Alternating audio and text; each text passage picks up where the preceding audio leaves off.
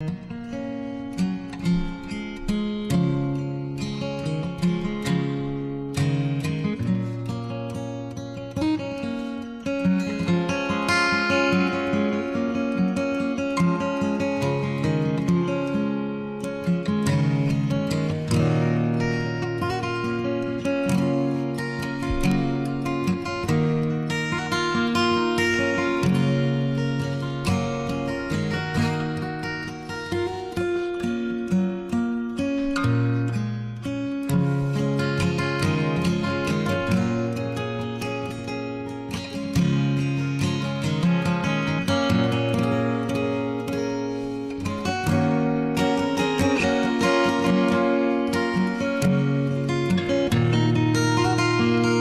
I'm Steve Pleich, and welcome to this edition of Voices from the Village.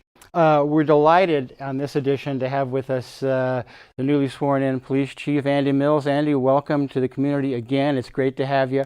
Thank you. How are you and Kathy finding Santa Cruz as a community? Well, what a marvelous place to live. I mean, can you think of a better place? I can't. This has everything that one could ask for. Mm-hmm. It's kind of urban, but yet it's still a small town atmosphere. Mm-hmm. And of course, the beach and the beautiful coastline doesn't hurt at all. So yeah. Kathy and I are both loving it and finding our way around and feeling, you know, trying to figure out what's north and south. Well, I have seen the both of you around town. I hasten to say that when they had the grand opening for the Abbott Square, happened to run into you and Kathy over there. It was nice to see you walking around town, kind of in your civvies and really enjoying. And I will say it was a great pleasure to meet your wife. She's very vivacious, and really I can see where you get that kind of support to do, you know, the work that you do. Yeah, you know, I put in a lot of hours. I go 7 days a week and sometimes 12, 13 hours a day, 14, 15, 16, just depends, whatever it takes. Mm-hmm. And she's always been there as a champion to, you know, to do what I need to be successful. And so she's just a marvelous And you lady. have 3 grown daughters, one of which I met when you were sworn in. Right. Yeah, three grown children. 2 are married. 1 is yet to be married. Mm-hmm. Stephanie and Miguel Montez live in San Diego. Wonderful. And they have Florence and Miguel V. And then Andrea and Kelly Stewart live in San Diego, and they've got little baby Andrew. Right. And then Rachel works for the AIDS Healthcare Foundation. Oh, wonderful. In Los Angeles. And that's what you were telling me, that when I first talked to you about maybe getting over here to CTV for an interview. So, well, I got to take some time to get down and see the grandkids. Right. But once we make time for that, then you'll make time for us. So, really delighted to have you here. You know, you've done some Q&As, the wonderful work that was done. Artie Raja, and I was telling you, he was my campaign manager for my last city council election. That was in the Good Times. I'm sure people have read that, and there have been several articles in the Sentinel and whatnot. But why don't you give our viewing audience kind of a thumbnail of your kind of personal and professional history so they get to know you a little better. So I started in a little town in Michigan, believe it or not, way back in the 70s, and kind of worked there and kind of saw some things, including in another Midwestern city. But I thought, well, this can't be what policing's about. Right. So went back to school, finished, and then had a choice, Michigan or California, San Diego. Michigan, I'm not real smart, but I figured that out pretty quickly. And so we wound up going to San Diego, where Kathy grew up, and got on the police department there. And, you know, we were talking about this the other day. Is it because of hard work, or is it because of luck or fortune that you know, wound up where you are? And maybe it's a lot of both. But I had the opportunity to work in a marvelous police agency, you know, one of the largest in the country, one of the most respected. And early in my career, I got to work with guys like Herman Goldstein, the father of problem-oriented policing and community policing, and John Eck, he's the chair at University of Cincinnati, and one of the most noted researchers in the field. So they would come out and do ride-alongs and talk to me about policing, and so that really helped shape who I am as a chief today. Right. Having these academics, these guys who are really, you know, brilliant, kind of lead me. And then, of course, progressing through the ranks, did all the typical stuff, all the way from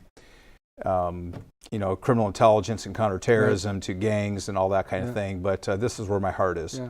And I did notice in your resume that you've won awards for executive research for the Homeland Security Institute at George Washington University. A lot of kind of thinking man's policing, and I think that's something that people here appreciate. I have one of the highest per capita college graduate populations in the world, really, and people really appreciate people who are thoughtful, who are analytical, who really approach problems, from that respect. And I will endorse your choice of California. I was born and raised in California, but my mother married a fellow from Michigan when I was younger, and we lived in Ohio for a time. And I've never been colder in my life, and I've never gone to the snow. Even now, I won't go as far as far east as Reno or something. So I hear what you're saying. Andy, one of the things I wanted to start talking about was that you've been a command officer in a large city like San Diego, 1.5 million people, police chief in Eureka, 27,000 people, and now police chief here in Santa Cruz. What are the different challenges of policing in a large metropolitan area or a smaller community? Well, in a large, urban agency like San Diego, you get the best of the best. Right. And you've got the whole 5th floor at San Diego PD is one big forensic lab. You have DNA, serology, any type of thing, thing that you can possibly want is right there in the building. Right. You also get guys and gals who are investigators with a lot of reps, so they've seen everything that you can, not everything, but pretty much everything you can see. And they are very innovative when you have that kind of place. I remember just before I left San Diego, I was sitting in the room. All the chiefs and captains introduced themselves to all the new recruits. We have about 50, 60 recruits sitting in the room. Yeah. And everybody has to stand up and introduce themselves, all the recruits, but the captains and the chiefs go first. We get up and, hey, I'm Andy Mills. I have Eastern, Western Division. Right. And all the chiefs, and we all go through it. And the first guy stands up and he says, I'm so-and-so, I have a law degree from University of Chicago. I spent 4 years in Afghanistan as a special forces, they go all around the room. And I looked at the captain next to me and go, they'd never hire us now. And so the point is you get some really high expertise, but you also get the worst of the worst. Yeah. It can be a double-edged sword. So that is great because you can pick up the phone and get literally any expertise you need. You don't have that luxury in a smaller department. Right. Yeah. And where Eureka's maybe at the other end of the spectrum, where they're challenged in almost every area because of the lack of staffing and expertise. Right. And where I think this is a very happy medium. Yeah. I'm pleased with the amount of people we have here who are really good at what they do. Right. And I'll stack them up against pretty much anybody from what I'm seeing up to this point. And it's interesting, I think that's exemplified, the depth that you might have in a larger metropolitan area. I was looking at some of your bio, and you replaced a police chief who was at that time in Eureka was the longest running law enforcement officer in the world. In the world, yeah. So Yeah, Merle is a good man, and he was a great servant for the people up there. He had been in and out of the interim chief's position multiple times. Yeah, and so he had a real good historical perspective. In fact, he started policing in 1957, the year I was born, and I'm considered an old police chief. Wow. So. It was a unique experience. That was an interesting factor. I looked at it and said, wow, that's really something. Yeah. So one of the challenges that you and I have talked about, and I think it's something that really is kind of foremost on the minds of people in Santa Cruz, and that's community policing. Sure. There has been a perception over time, and I've written about it, others have spoken about it, that there is a divide of some kind between the citizens and the police department. And I don't think that that's necessarily a divide on belief that public safety is important or that we should all be safe in our homes, our neighborhoods should be protected, but it's just in the way the communication maybe has not been what we would like it to have been. So now how are you going to approach that? Now you're in here, you've been 5 weeks on the job, and now it's time to kind of develop the policies that are really going to address, I think, that community policing issue. Yeah, so to get to what we need to do, I'm doing a couple of things. One is I'm talking to community members, as you well know. You and several others have been in my office. Absolutely, yeah. And then every Monday morning, and any of your viewers are welcome to call us from 9 o'clock to 10:30. I keep 15-minute slots open for people that can want to come in and just give me anything they want to give me. Right. In terms of, hey, this is what I expect of my police department, Yeah. or I have a problem, can you help me with it? And it's packed. I mean, it's already out until Is that right? it's already out until the end of October. Yeah. So I would encourage people to call my office and talk to my executive assistant, and she'll sign them up. So Is that Kimberly? Kimberly Steele. Okay. Kimberly Steele's wonderful. Yeah. Yep. And so what we need to do is I need to listen to people first. Now I have a sense of where we need to go. Right. But I really am trying to drill down to make sure that that's consistent, because I don't want to take a few voices. Right. I'd rather get a bigger picture. Yeah. I also need to talk to all the policymakers, and which I've done most of, and also all the men and women inside the police department, and trying to get their thinking. Right. And one of the couple of things I'm seeing consistent themes on all three sides. Right. And so now what I'll do is I'll take those and work with the department to create a strategic leadership plan. So that when we march forward together, that we're doing it as a team, so that everybody knows the playing field, and that creates some consistency. So that when we're talking to community members, when we're speaking with the media, or we're dealing with electeds, that we're all on the same sheet of music. And I think at this point we're not there. In fact, I'm hearing from a lot of my officers, and the first question is, "What's the mission of the Santa Cruz Police Department?" Very good question. Yeah. They don't know. Yeah. So my job is to define that mission and help them understand and see exactly where we want to go. Right. And that's where we want to go is based on what the community and the electeds are telling us. So that's stage one. Stage two, once we create that leadership plan, is to probably reconfigure parts of the police department to reflect the community. So I would love to see some level, and not haven't defined what that looks like yet, of geographic policing. So that somebody is in a neighborhood and somebody's responsible for that neighborhood, and that community knows who to go to get the problem solved. And that person should also be aware of who the community members are and what their hopes, dreams, goals, aspirations are. And so when we do that, I think we're driving the authority to make decisions down to the level where it needs to be.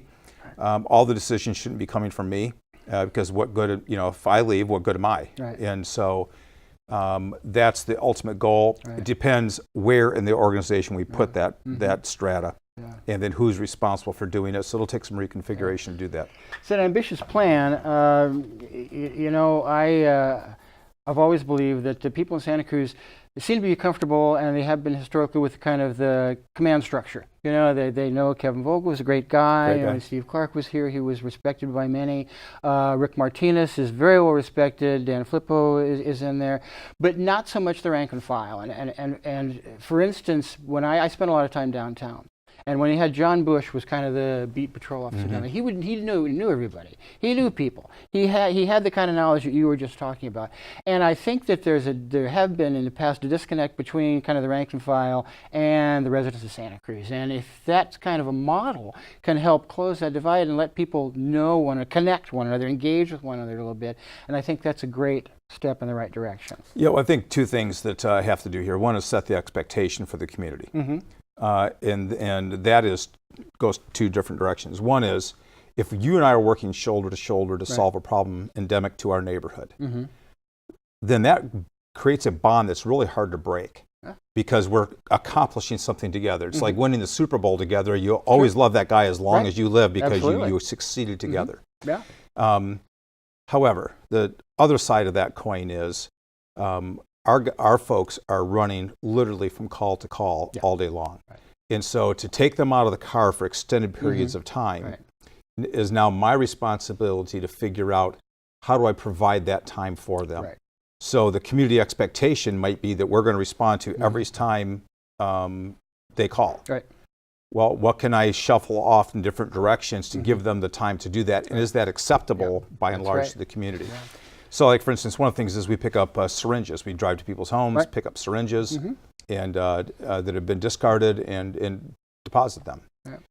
Is that really what we want a $48 an hour officer doing? Would I rather have them trying to figure out how to stop the syringes from getting there in the first place? And so that's where problem-oriented policing comes in. You and I are on the same page with that. I was one of the founding members of our Santa Cruz Syringe Access, all-volunteer syringe exchange. that operated here in town until about 2011. Then it was taken over, or 2014. Then it was taken over by the county.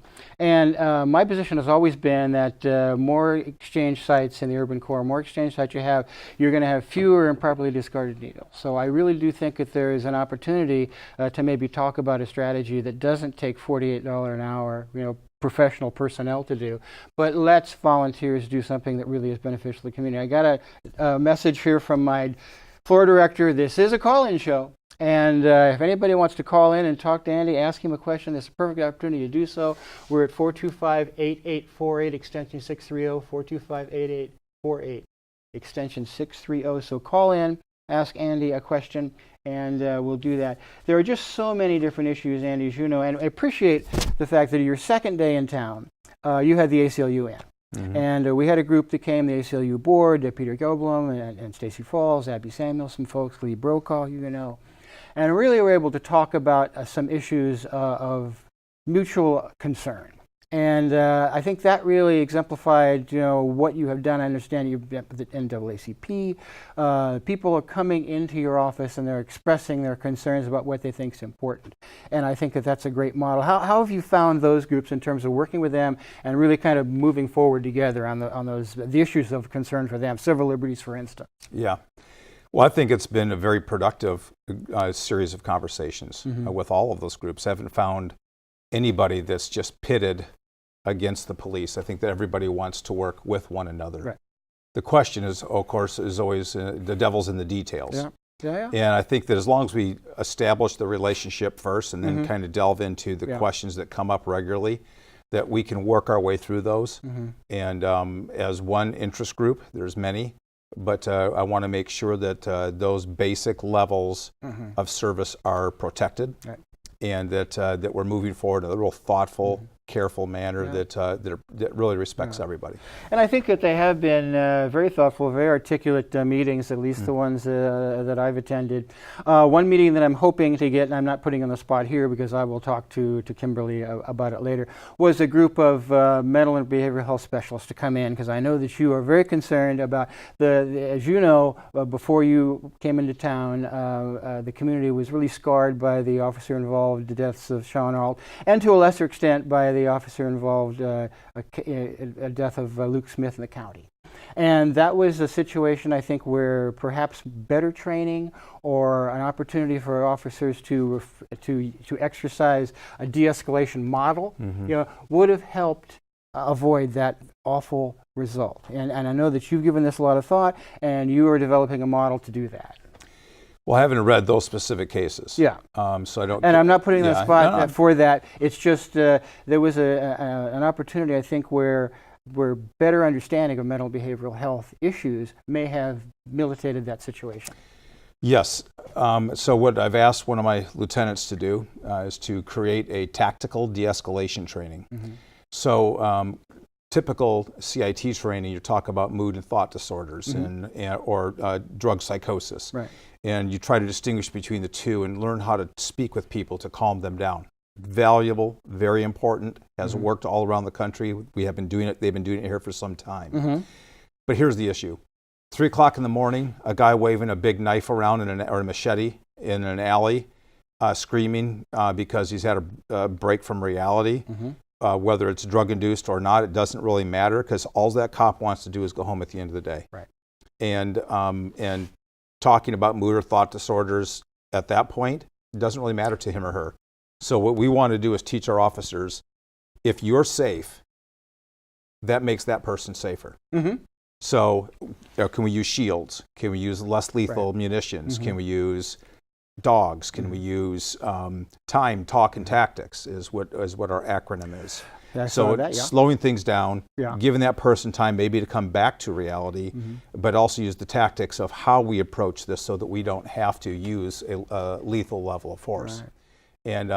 And we know that we can do this. I think that it's a great plan. Christian's been off on maternity leave.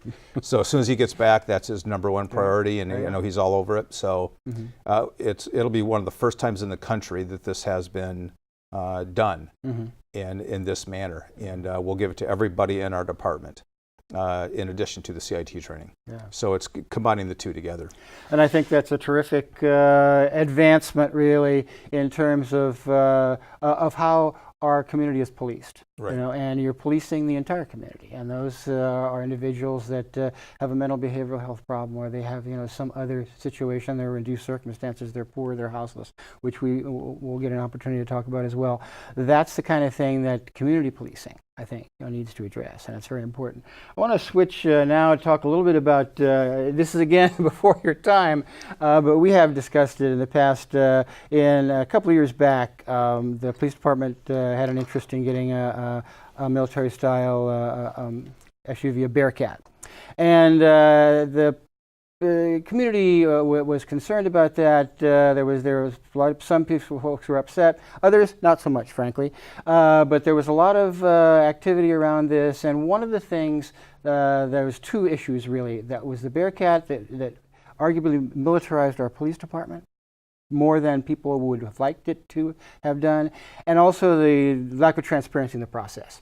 And so we didn't find out that they'd even applied for this Department of Homeland Security grant until it was already going through council, and there was complete lack of transparency.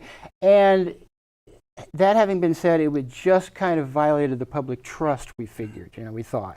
And so how are you going to handle situations where you're increasing transparency? Number one, I have spoken to you, and you don't seem to have an idea that you would be interested in DoD 1033 military-style surplusage.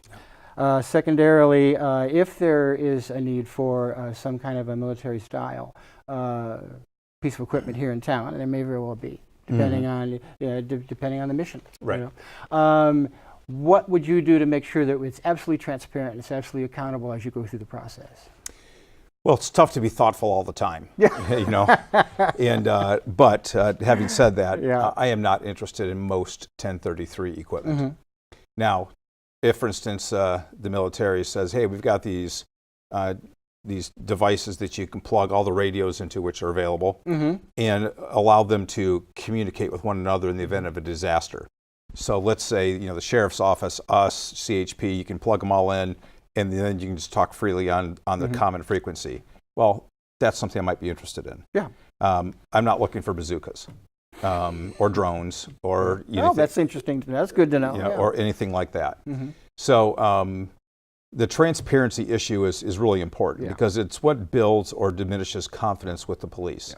And so we have a transparency portal on our website now where we post as much as we can. Now, I'm not always on top of it. I'm not always thinking about, you know, hey, this ought to be posted or that ought to be posted.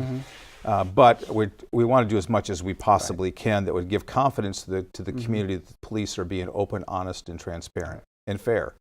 So as far as the Bearcat is concerned, I read Belko's book on the militarization of the police. He makes a lot of good points. I think there are some different ideas in the book that maybe ought to be thought through a little bit more. Like, for instance, he goes into a great deal of talk about SWAT missions in the book and how many were no-knock warrants. And I think that is something that we could put in the transparency portal. How many no-knock warrants we're doing, which are very few. In fact, I can't think of one since I've been a chief that I've seen, Eureka or here, because they're way too risky. Now, in the South, it's a whole different ballgame. And so there's a big difference, and I think that Randy didn't distinguish well in that book between what goes on in different parts of the country.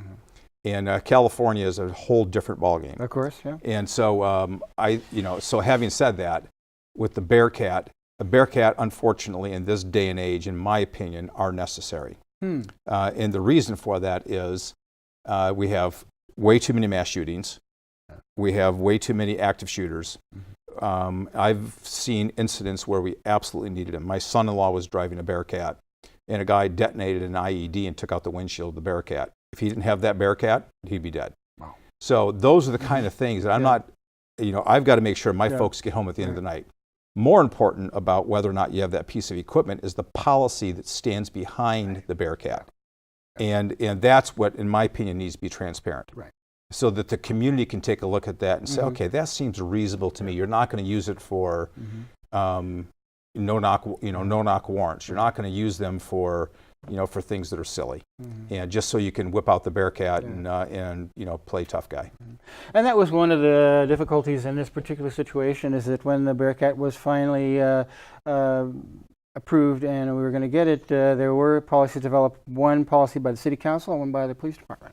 And while I don't know that there was a great deal of conflict between the two, I don't think people felt like they were able to kind of inform the ones the police department were doing, and they were the ones who were actually going to enforce the protocols and the process and things like that, whereas city council was saying, well, don't use it for parades or don't use it for this, that, other thing. They don't have any knowledge of what the mission critical aspect of it is. And so to have a coherent policy, is important. And one of the things we do have in town, and speaking of coherent policies, and I was going to do about this later, but I'll just mention it now, is that you have the Chiefs Advisory Committee, of which I'm proud to serve. And the first order of business for us was reviewing the body camera policies. And so we reviewed the draft of that body camera policy. Now that there is a pilot program going on, maybe you can tell us a little bit about how that's going.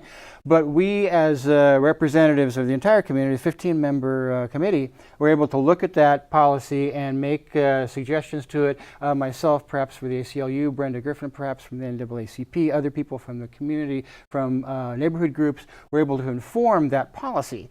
And so we're all kind of not necessarily in agreement, but we're aware of what those policies are. And I think that's really important. That's where the transparency is in terms of police policy, and that drives how you're going to use a particular piece of equipment. So how's the body camera pilot project going, by the way?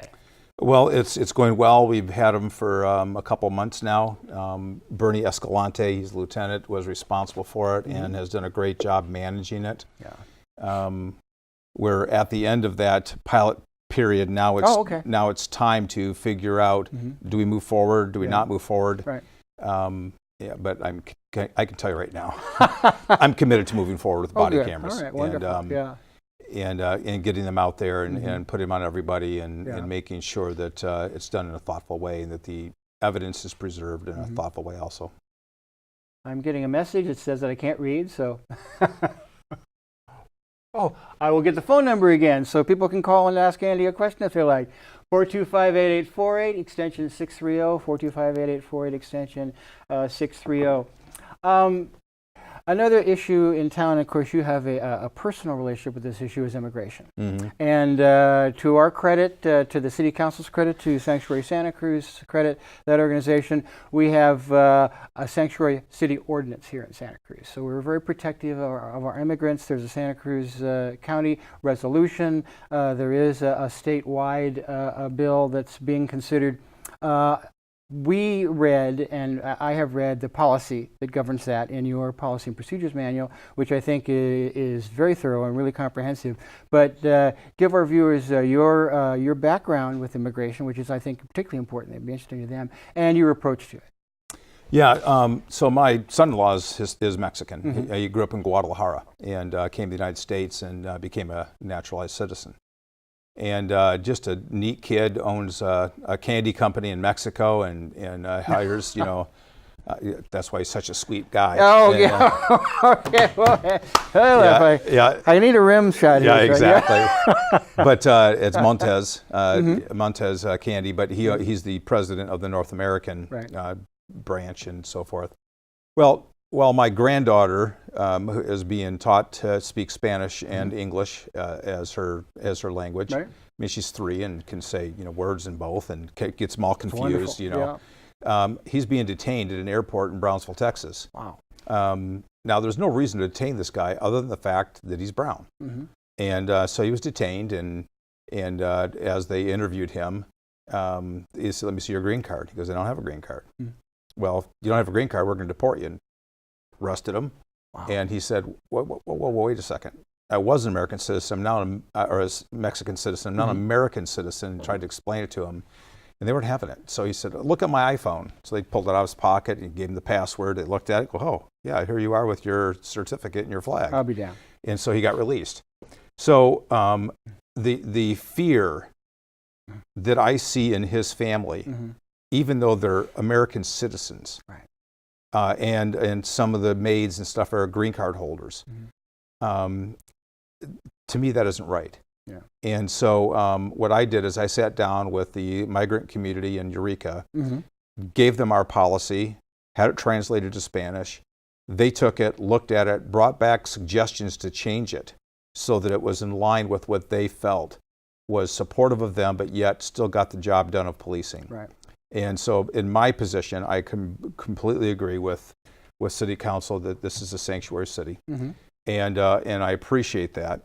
That's why I penned that letter to President Trump, which we appreciate on DACA, that we really have to protect the vulnerable. I can't imagine deporting a 12-year-old to a country that they've probably been to maybe one time and don't speak the language, don't know have anywhere to go. Right.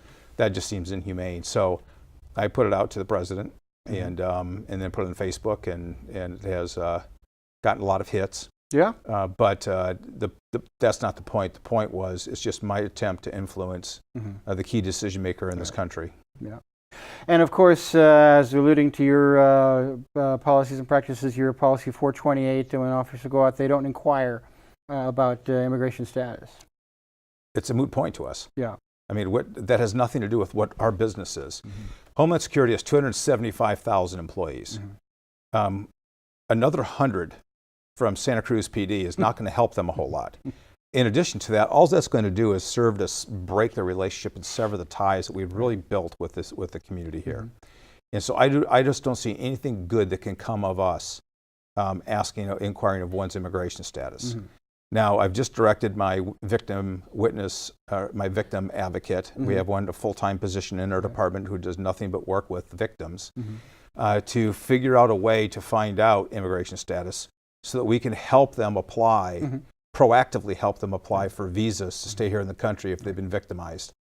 And that's the only purpose of it. And so we're being proactive on this rather than reactive, because what happens is, 7, 8 years down the road, after multiple victimizations, an attorney will get a hold of this person and then give us a request. I want to do it quicker. If this person is truly in need of rescuing, then we need to be on top of that and help that person stay in the country.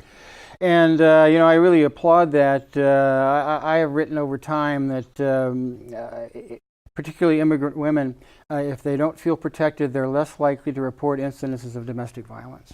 And VOW is the federal legislation that protects women. I, at one point, worked the 24-hour domestic violence victims hotline. And so I know how important it is to be able to report that without fearing that your significant other is going to be detained and then detained for ICE and arrested, and eventually you're going to lose that supportive person in your household, you're going to lose that loved one. So they suffer these indignities. And yet they don't do it because they fear that. And Santa Cruz, I will say, has been very good about the way they take the reports of sexual assaults. They have an officer assigned to that, as I understand it. There's somebody who works as liaison with our commission for the prevention of violence against women. But that's all part and parcel, to my mind, of that, of protecting women so they feel free enough, immigrants feel free enough, to report crimes without feeling that they're going to be in danger of being deported. Well, it's all women. Whether you're migrant or whether you're not, again, doesn't matter. And there's 3 areas. One is domestic violence, sexual assault, and human trafficking. So we've got to, do better at helping women get out of this cycle of violence. I remember working a case in San Diego when we were in intelligence. A poor woman was told that her baby's daddy was going to turn her into a rug and let the children walk on her. And he was dead serious. He was a cartel member. But so she reluctantly came to the police, and we were able to use that information to take him down. Really? And, so building relationships, whether it's on the low end or the high end, is vitally important. And but that doesn't start one day where you say, I'm wake up, mom, and want this information.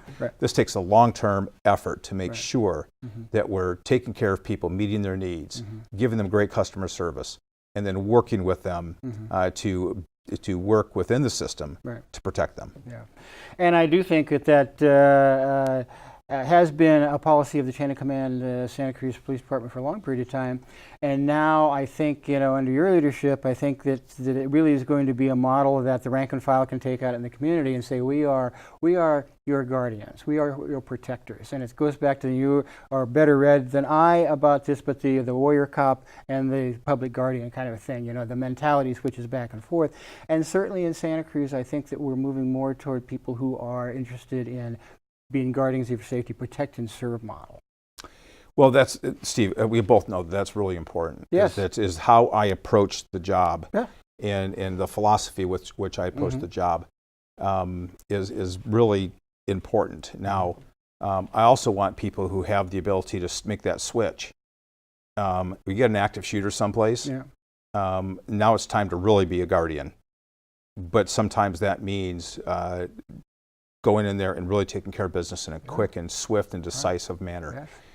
So there was just an article that came out from some military Army major talked about policing, how to get past this time where some police are overreacting to threats, that they should take more of a military mindset, which is your job is risky, accept that risk.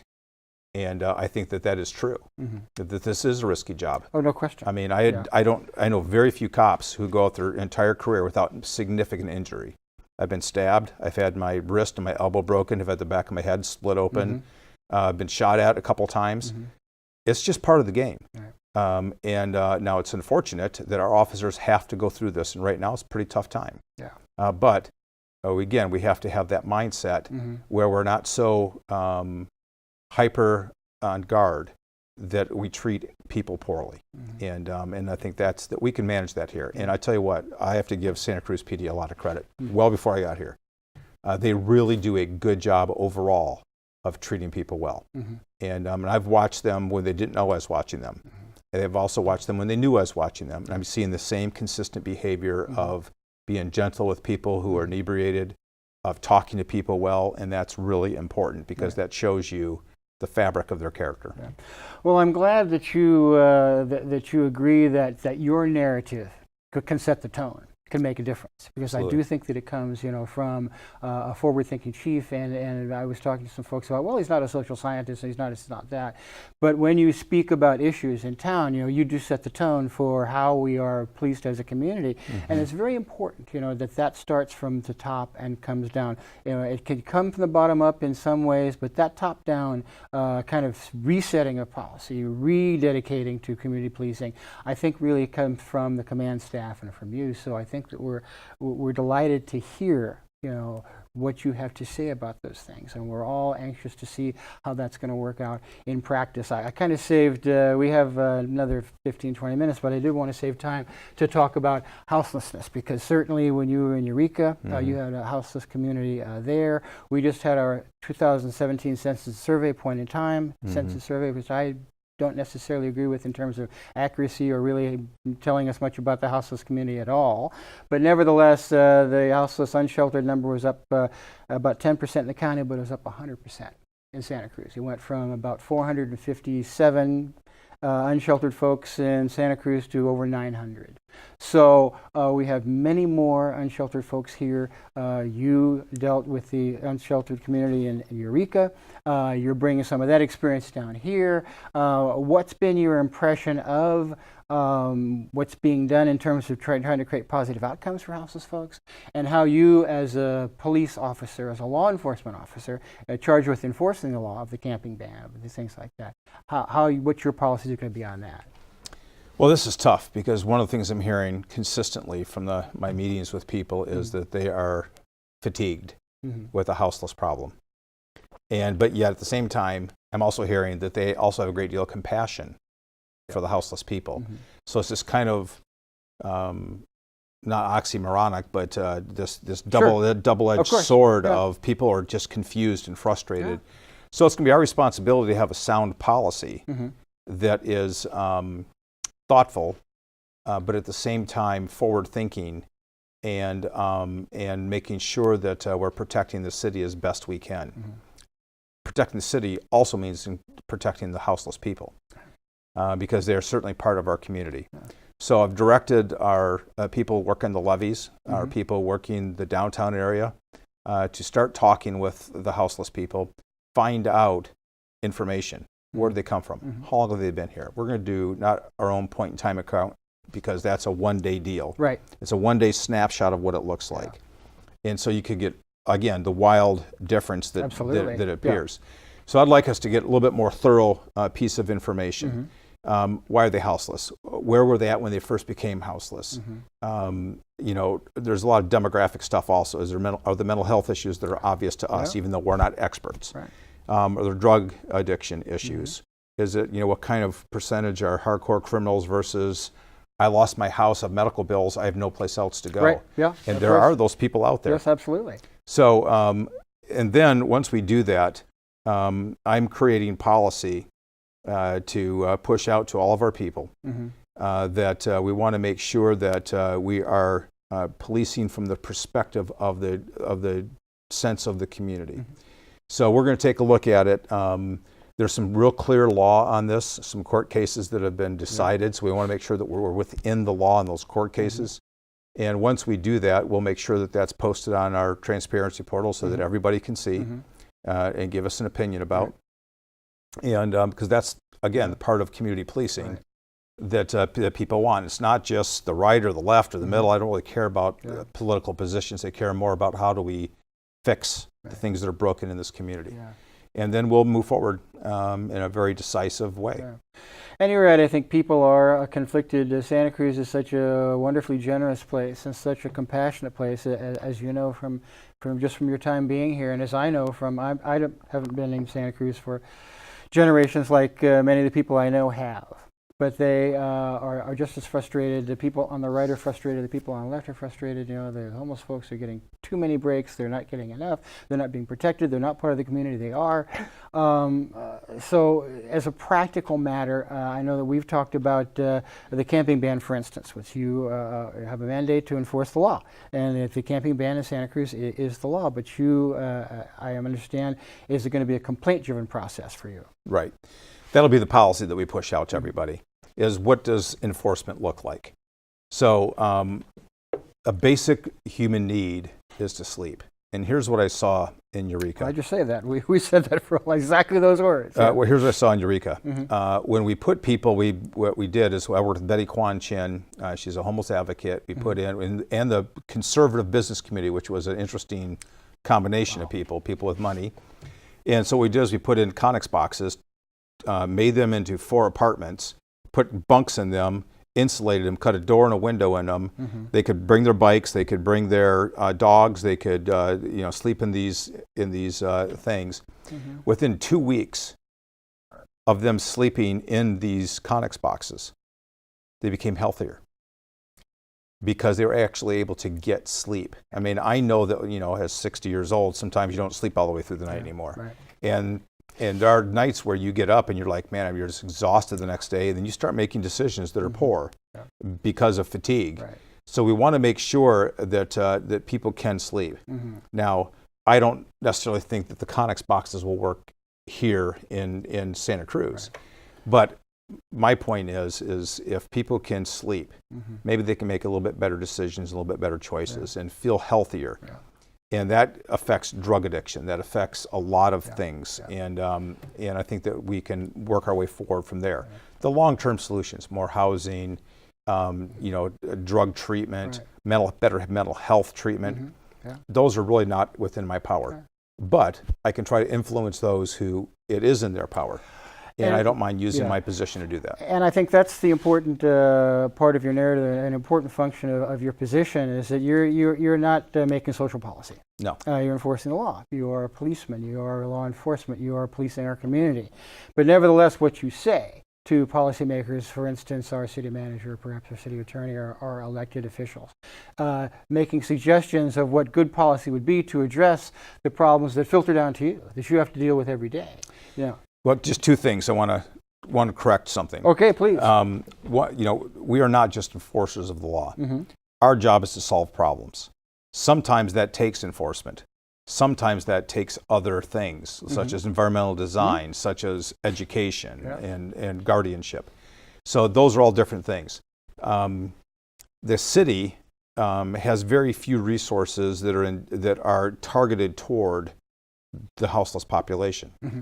So, for instance, we don't have a mental health function. We don't have a drug counseling and those kind of things. That's at the county and the state level, and so we want to make sure that they're getting that opportunity to do it that way. Mm-hmm. One more time, we'll give you the number in case there is people. We might have missed some calls. Having such a good time discussing all these issues that I'm sure that our audience really is interested in hearing from Andy about. But in case you want to call and ask him a last-minute question, it's 425-8848 extension 630. I feel what you're saying about giving people an opportunity to sleep. Because we had a protest. There was a City Hall for 104 weeks, or 104 Tuesdays in a row, called the Freedom Sleepers. And it was, we got together as advocates for houseless folks. It was named after the father of a former council member who was himself a freedom rider back in the 60s, actually spent time in jail in Mississippi. So we had visions of, we started in July of 2015 and said, we're going to go sleep out, for several nights, We were so exhausted after the first night of, being moved around, of being outdoors, of not being able to sleep, of taking, carrying our belongings around, stuff like that, that we didn't do it the several nights we thought we were going to. We did it the one, so okay, we're going to have to re-envision our rally, our event, and we're going to do it once a week or something, which we did, and it was fairly successful as a kind of a political vehicle. But the ability just to sleep, to rest, to pause, to get yourself ready to get back into employment, get back into benefits, get back into your medical, do the things you need to do to transition yourself, from your circumstances, whatever they might be, into something better, presuming that's what you want. But there's the balance. Yeah. And the balance is to make sure that we are doing this from the right purpose and protecting the rest of the community as well. Okay. So, yeah. Are we going to do this? The ringer volume is up, down? Well, now our ringer volume is up. We've taken all this time from Andy. But, but anyway, please continue. Oh, here it is. Oh, nope. Yeah, well, anyway. So please. Yeah, so the point is, it's balancing this because we also do have people who are really frustrated with waking up and their children are playing in the sand and get stuck by needles. Oh, of course. But that may or may not be homeless. Mm-hmm. That we have people who are looking out their window at 3 a.m. because their motion detector light flashes on and see somebody stealing their bicycle out of their backyard. Right.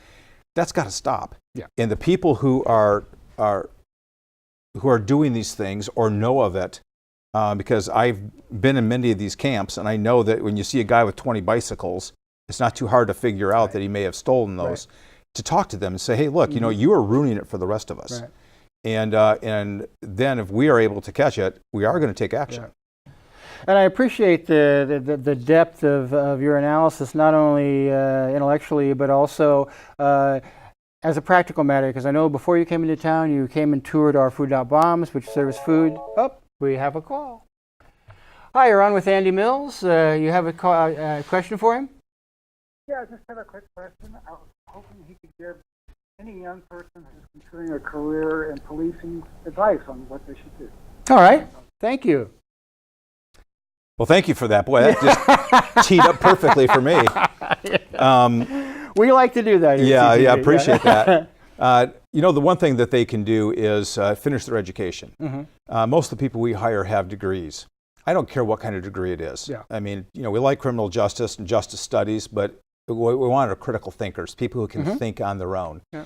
Second thing is they can keep their nose clean. Because a lot of times what people do is they'll have taken, like for instance, I had a great candidate whose mother was in prison. I'm trying to get this right. His father was a victim of murder. He grew up in Oakland, but had put himself through college. Wow. And just an amazing guy. We were excited. He had the best interview that we had coming through. This was I was up in Eureka. Yeah. We were very excited about the guy. First question we ask is, when's the last time you used drugs? Well, I took somebody else's Xanax to keep awake for a midterm or get some sleep. I can't remember what it was. 6 months ago. You're done.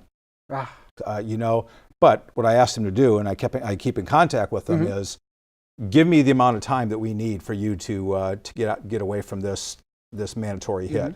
Once you do, I'll hire you. Yeah. And now he needs to keep his nose clean. So please think about what you're doing. Right. And the second thing is volunteer or know something about policing, because a lot of people come through and say, why do you want to be a cop? And they're kind of, or what have you done to prepare to become a police officer? Right. And they're scratching their head saying, well, not a whole lot. Right. Yeah. Well, you should hopefully have been reading articles, taking classes, doing something to put you in that position, including going on ride-alongs, talking to other police officers, talking to community members. Hey, what do you expect of somebody in this profession? If somebody came in and sat down and said, I went to all my neighbors and I asked, what kind of police officer do you want? They said that in the interview, I'd be, hire that guy. Yeah. Because that's the kind of thing that we're looking for. Right. Now, do you still have the Citizens Police Academy and that kind of thing? We do. It starts, I believe it starts tomorrow. Okay, well, there you go, folks. Citizens Police Academy would be a wonderful thing. And I wanted to ask you also about, now, I mentioned earlier that I'm really happy to be able to sit on the Chiefs Advisory Committee. Yes. And as you know, and I'm sure the people in the audience know, it's 15 community members from really all aspects of our community. It's a really, really well-balanced, I think, group. All credit to Rick Martinez for really putting that together. It's a terrific group. We have met. We'd like to meet certainly again. But do you envision at any point that perhaps changing into something that looks like Citizens Police Review Board, and what is your position on Citizens Police Review Boards generally? Well, I'm in favor of I instituted one in Eureka. Oh, okay. I didn't know that. And I was the Chiefs Advisory Board, but they reviewed personnel investigations. Now, our mandate here is a little bit different. We have a full-time person outside of the police department who is a lawyer who goes over all of our personnel investigations and gives his opinion whether they're well done or whether there are gaps, and if so, what are those gaps? Bob Aronson, pretty good guy. We've talked to him several times. Right, and then that information goes to City Council or the City Manager's office ultimately. So that's an important process. Some of the research would tend to suggest that that's actually a better process because he's trained in this kind of thing. Right. Now, what I would like to see is maybe him come and brief the Chiefs Advisory Panel and say, we've had this many cases, here's what kind of cases they were, here's the kind of investigation that was done, maybe without getting into the mire of these 200-page investigations, because that's really tough to take that much time for someone to sit down and listen to the interviews, because you get pick up a lot off of the interviews rather than just reading these statements. Because sometimes voice inflection, it's like text messaging. You get angry at somebody because you don't get the inflection. Exactly. I was kidding. So that's why you listen to the interviews. And if somebody's hedging, you want to know that. I mean, within the context of course, in California, we have the Peace Officer Bill of Rights, and so there is a great deal of confidentiality and privacy in records that are generated out of investigations, and I don't consider that a fault, frankly. But within that, I think, and I'm not speaking from other community members, but I think to kind of expand our brief, expand our area of responsibility would be, I think, good for the community in terms of maybe knowing a little bit more about the department, maybe a little bit more about how it functions internally. And then we could maybe report that out, but not necessarily investigations. I do think that those become so complex and so technical in some ways that it's beyond our ability to really, to make a decision on that knowledgeably. Well, I think certainly all the people on this board are more than smart enough to do it. The issue is, do they really want to take the time to spend, 4 weeks of trying to figure out how these things take place and what kind of the laws behind it. And then, when you sit down to read these things, sometimes it takes me a week to read through these investigations because you're going to line by line. But I think that what I would like to see out of the Chiefs Advisory Board is this. Training. What kind of training are we doing? Taking a look at that training, approving it, making sure that it's thorough and thoughtful. Policies and procedures, taking a look at all of our policies and procedures and making sure that it's within the expectation of the community. Budget. What does our budget look like? And is it being used effectively? And then personnel matters. Maybe not necessarily the investigations, But when we talk about structuring the department, we talk about discipline, we talk about all those kind of things that the community, Chiefs Advisory Panel could weigh in on that to say, yeah, we really like this. Like, for instance, one of the things we're going to be doing here, and I want to, sit down with the Chiefs Advisory Board as soon as we can, is to take a look at education-based discipline. Interesting. So rather than writing somebody a note in their file and saying, hey, you're just going to stick in your file for 2 years, I'd much rather have them sit down and have to write a piece of paper like an academic APA style. See, the APA is just discipline in and of itself, where they can write an academic paper and say why I did what I did was wrong, and here's why, and here's the result that it could have. And so turn that in as part of their, that would be the discipline rather than just a note in the file. Wow. I think those are excellent areas of inquiry for a Chiefs Advisory Committee as their personnel budget, things like that, because I think that's something the community is interested in, Right. And I don't think there is any real level of distrust in that. I think there's just a natural curiosity about, geez, how does this work? What does it look like? And what's the behind the curtain kind of look like?